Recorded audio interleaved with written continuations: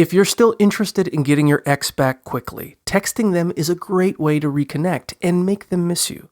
To start the conversation, ask for their advice on something related to their interest or experiences. This will make them feel good about themselves and make them more likely to respond quickly.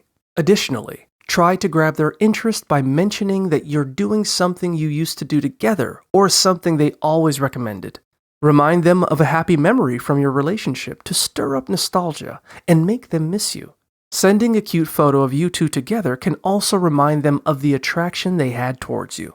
Open-ended questions about their favorite moments during the relationship can help them remember the positive aspects of your relationship.